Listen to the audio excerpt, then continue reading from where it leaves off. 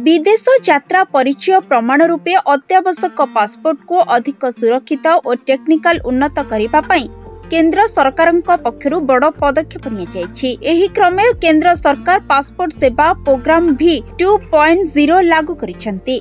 एथिरे सारा देश रे ई पासपोर्ट सिस्टम लागू हो जाइछि। एबे भारत और विदेश रे थिबा भारतीय दूतावास मानकर नुआ पासपोर्ट तथा रेनुअल निमंते एबे चिप आधारित ई पासपोर्ट जारी हेबा। अन्यपटे पुराना पासपोर्ट को नहीं केंद्र सरकार स्पष्ट कर दैछंती जे पुराना पासपोर्ट एहार एक्सपायरी तारीख पर्यंत वैध रहिबो, पूर्व भली उपयोग हेबो। तेबे पासपोर्ट रो वैधता समाप्त हेबा परे अथवा नुआ आवेदन स्थिति रे आपनको केवल चिप युक्त ई पासपोर्ट मिलिबो। तेबे नुआ पासपोर्ट करिबा पई अलग फॉर्म अथवा विकल्प बाछिबा को पड़िबो नहीं।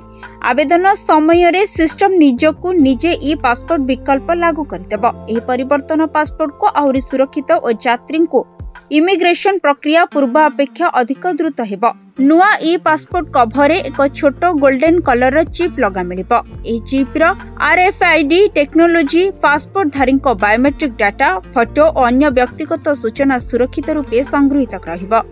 यह द्वारा नकली पासपोर्ट संभावना ह्रास हेबा सह अंतर्जातीय ट्रैवल काल रे द्रुत वेरिफिकेशन हेबो।